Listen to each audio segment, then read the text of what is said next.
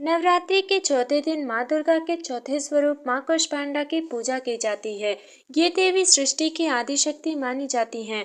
मान्यता है कि जब संसार में चारों ओर अंधकार था, तब माँ कुष्मांडा ने अपनी हल्की सी मुस्कान से इस ब्रह्मांड की रचना की। माँ कुष्मांडा का स्वरूप अत्यंत तेजस्वी और दिव्य है। इनके 8 भुजाएं होती हैं, इसलिए इन्हें अष्टभुजा देवी भी कहा जाता है।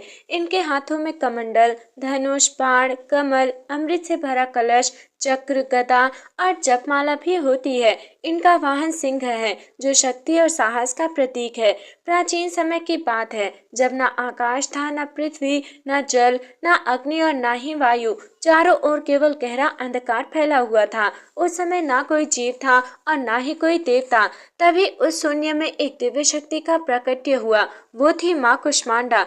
कहा जाता है कि माँ ने जब अपनी दिव्य मुस्कान बिखेरी, तब एक सूक्ष्म ऊर्जा उत्पन्न हुई। यही ऊर्जा धीरे धीरे फैलकर एक विशाल अंड अर्थात ब्रह्मांड के रूप में परिवर्तन हो गई। इसी कारण माँ को कुष्मांडा कहा जाता है।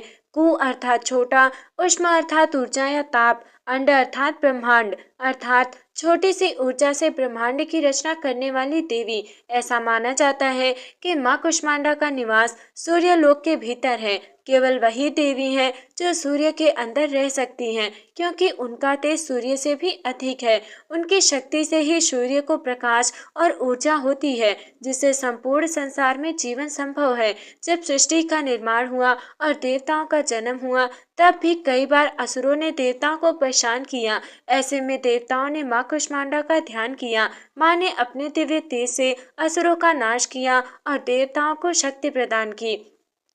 माँ कुष्मांडा की पूजा करने से रोग दूर होते हैं, आयु और बल में वृद्धि होती है, मन में सकारात्मक ऊर्जा आती है, जीवन में सुख समृद्धि आती है।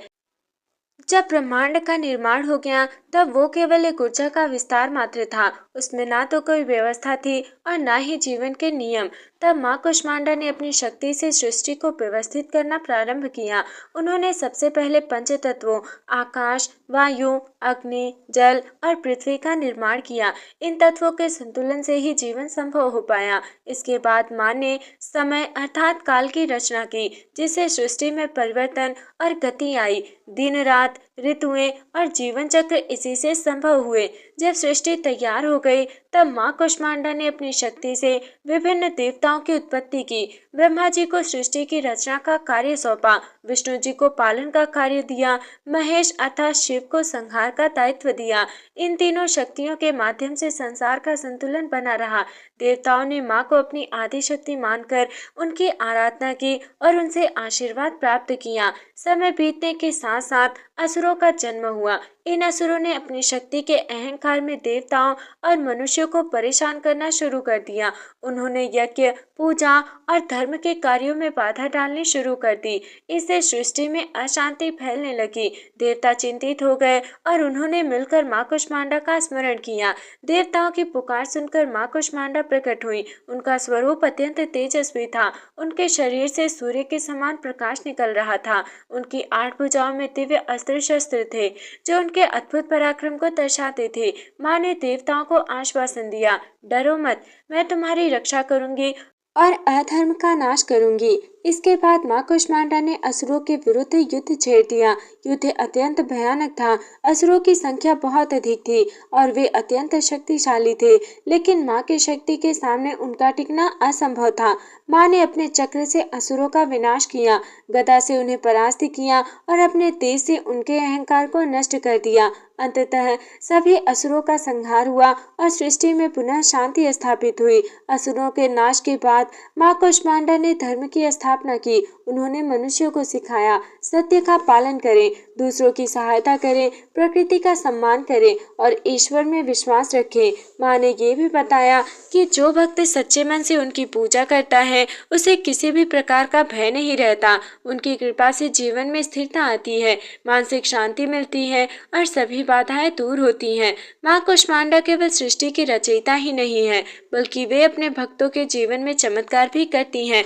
उनकी कृपा से असंभव कार्य भी संभव हो जाते हैं। प्राचीन समय में एक राजा था जिसका नाम ध्रुवसेन था। वो बहुत शक्तिशाली और धर्मात्मा था, लेकिन उसके राज्य में एक बहुत बड़ी समस्या थी। लगातार सूखा पड़ रहा था, नदियां सूख गई थी, खेत बंजर हो गए थे, प्रजा दुखी और परेशान थी।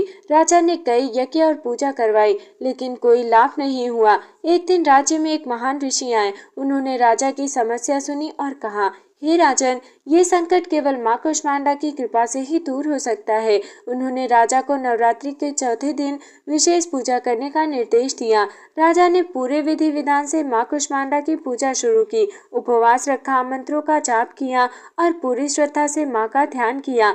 कई दिनों की तपस्या के बाद माँ प्रसन्न हुई और उनके सामने प्रकट हुई। माँ ने राजा से कहा, हे भक्त, मैं तुम्हारी भक्ति से प्रसन्न हूँ। तुम्हारे राज्य में अब कभी अकाल नहीं पड़ेगा। जैसे ही माँ ने आशीर्वाद दिया, वैसे ही आकाश में बादल छा गए, तेज वर्षा शुरू हो गई और धरती फिर से हरी भरी हो गई। प्रजा खुश हो गई और राजा ने माँ का धन्यवाद किया। एक गांव में एक गरीब महिला रहती थी। उसके पास ना धन था और ना ही कोई सहारा। फिर भी वो हर दिन माँ कुष्मांडा की पूजा करती थी। वो एक दीपक जलाती, थोड़े से फल चढ़ाती और पूरे विश्वास में माँ का नाम जपती। एक दिन उसके जीवन में बहुत बड़ी समस्या आ गई। उसका बेटा गंभीर रूप से बीमार हो गया। महिला ने पूरी श्रद्धा से माँ से प्रार्थना की। रात में उसे स्वप्न में माँ कुष्मांडा के दर्शन हुए। माँ ने कहा, चिंता मत करो, तुम्हारा पुत्र स्वस्थ हो जाएगा। अगले ही दिन उसका बेटा धीरे धीरे ठीक होने लगा और कुछ ही दिनों में पूरी तरह स्वस्थ हो गया। भक्तों, इन कथाओं से ये स्पष्ट होता है कि माँ कुष्मांडा सच्ची भक्ति से तुरंत प्रसन्न होती हैं, अपने भक्तों के दुख दूर करती हैं और उन्हें जीवन में सही मार्ग दिखाती हैं। माँ कुष्मांडा का संबंध अनाहत चक्र अर्थात हृदय चक्र से माना जाता है। उनकी पूजा से हृदय में प्रेम, करुणा और सकारात्मक ऊर्जा का विकास होता है। उनकी कृपा से मन के विकार दूर होते हैं, आत्मविश्वास बढ़ता है और जीवन में संतुलन आता है। भक्तों, नवरात्रि के चौथे दिन प्रातःकाल स्नान करके स्वच्छ वस्त्र धारण करें। पूजा स्थान को शुद्ध करके वहां माँ कुष्मांडा की प्रतिमा या चित्र स्थापित करें। पूजा की विधि कुछ इस प्रकार है। सबसे पहले माँ को प्रणाम करें, कलश स्थापना करें, दीपक जलाएं। घी का दीपक विशेष शुभ माना जाता है। माँ को गंध, अक्षत, पुष्प अर्पित करें। कुम्हड़ा अर्थात कुमांड का भोग लगाएं। मान्यता है कि कुष्मांड कद्दू माँ को अत्यंत प्रिय है, इसलिए उनके नाम से भी ये स्वरूप प्रसिद्ध हुआ। माँ कुष्मांडा को निम्न भोग अर्पित करना शुभ माना जाता है। कद्दू अर्थात कुष्मांड, मालपुआ, खीर और फल, इन भोगों को श्रद्धा से अर्पित करने पर माँ प्रसन्न होती हैं। पूजा के समय इस मंत्र का जाप विशेष फलदायी होता है। या देवी सर्वभूतेषु माँ कुष्मांडा रूपेण संस्थिता, नमस्तस्तै नमस्तस्तै नमस्तस्तै नमो नमः। इसके अलावा बीज मंत्र भी जपा जाता है, ओम देवी कुष्मांडाय नमः। इस मंत्र का 108 बार जाप करने से विशेष लाभ मिलता है। माँ कुष्मांडा की पूजा करते समय कुछ नियमों का पालन करना आवश्यक है। मन को शांत और एकाग्र रखें, किसी के प्रति बुरा विचार न रखें, सात्विक भोजन करें, ब्रह्मचर्य का पालन करें, झूठ और क्रोध से दूर रहें। भक्तों, नवरात्रि के चौथे दिन व्रत रखने से शरीर शुद्ध होता है, मन में सकारात्मक ऊर्जा आती है और आत्मिक शक्ति का विकास होता है। जो व्यक्ति इस दिन सच्चे मन से व्रत रखता है, उसे माँ की विशेष कृपा प्राप्त होती है। माँ कुष्मांडा केवल बाहरी संसार के रचयिता ही नहीं, बल्कि वे हमारे भीतर की ऊर्जा का भी प्रतीक हैं। उनकी पूजा से आत्मबल बढ़ता है, भय समाप्त होता है और जीवन में प्रकाश आता है। उनकी मुस्कान ये सिखाती है कि छोटी सी सकारात्मक सोच भी बड़े परिवर्तन ला सकती है। भक्तों, अंतिम संदेश है, माँ कुष्मांडा हमें ये सिखाती हैं कि अंधकार कितना भी गहरा क्यों ना हो, एक छोटी सी रोशनी उसे समाप्त कर सकती है। इसलिए जीवन में हमेशा सकारात्मकता और विश्वास बनाए रखना चाहिए। भक्तों, अब तक आपने माँ कुष्मांडा की उत्पत्ति, महिमा, चमत्कार और पूजा विधि के बारे में विस्तार से जाना। इस अंतिम भाग में हम माँ की आरती, स्तुति और इस कथा का सार समझेंगे। पूजा के अंत में माँ की आरती करना अत्यंत शुभ माना जाता है। आरती करने से पूजा पूर्ण होती है और माँ की विशेष कृपा प्राप्त होती है। आरती है कुछ इस प्रकार, आप सर्च कर लीजिएगा। माँ कुष्मांडा की स्तुति करने से मन को शांति मिलती है और आत्मा में शक्ति का संचार होता है। उनकी स्तुति है, क्या देवी सर्वभूतेषु शक्ति रूपेण संस्थिता, नमस्तस्तै नमस्तस्तै नमस्तस्तै नमो नमः। हे माँ, आप ही सृष्टि की जननी है, आप ही पालन करने वाली हैं और आप ही संहार करने वाली हैं। आपकी कृपा से ही ये संसार चल रहा है। भक्तों, इस पूरी कथा से हमें कई महत्वपूर्ण बातें सीखने को मिलती हैं। पहला, सृष्टि की शक्ति। माँ कुष्मांडा हमें ये सिखाती हैं कि एक छोटी सी सकारात्मक ऊर्जा भी पूरी दुनिया बदल सकती है। दूसरा है भक्ति की शक्ति।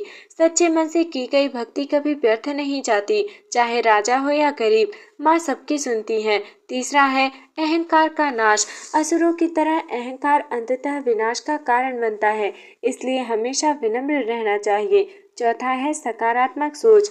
माँ की मुस्कान हमें ये संदेश देती है कि कठिन परिस्थितियों में भी आशा नहीं छोड़नी चाहिए। भक्तों, माँ कुष्मांडा की कृपा पाने के सरल उपाय हैं। प्रतिदिन माँ का ध्यान करें, ओम देवी कुष्मांडाय नमः मंत्र का जाप करें, जरूरतमंदों की सहायता करें, मन में प्रेम और करुणा रखें। माँ कुष्मांडा केवल एक देवी नहीं, बल्कि जीवन की ऊर्जा और प्रकाश का प्रतीक है। उनकी कृपा से अज्ञान का अंधकार दूर होता है और ज्ञान का प्रकाश फैलता है। हे माँ कुष्मांडा, हमें सही मार्ग दिखाइए, हमारे जीवन से अंधकार दूर करिए और हमें शक्ति, बुद्धि और समृद्धि प्रदान करिए। तो हे प्रिय भक्तों, इस प्रकार माँ कुष्मांडा की कथा हमें ये सिखाती है कि सृष्टि की रचना, जीवन की शक्ति और भक्ति का महत्व हमारे जीवन में कितनी गहरी भूमिका निभाता है। चौथे दिन माँ कुष्मांडा की पूजा करने से न केवल भौतिक सुख और समृद्धि मिलती है, बल्कि आध्यात्मिक शक्ति, मन की शांति और सकारात्मक ऊर्जा भी प्राप्त होती है। जैसा कि कथा में बताया गया, चाहे हम कितनी भी मुश्किल परिस्थितियों में क्यों ना हो, सच्ची भक्ति और विश्वास से हर बाधा दूर हो सकती है। माँ की मुस्कान और आशीर्वाद हमारे जीवन में उजाला भरते हैं और हमें सिखाते हैं कि छोटी सी सकारात्मक ऊर्जा भी अंधेरे को हर सकती है। इस नवरात्रि माँ कुष्मांडा के आशीर्वाद से हम अपने मन, शरीर और आत्मा को शुद्ध करें, दूसरों के प्रति करुणा रखें और अपने जीवन को प्रकाश और शक्ति से भरपूर बनाएं। राधे राधे। जय श्री माता दी। जय श्री कृष्ण। शुभ नवरात्रि।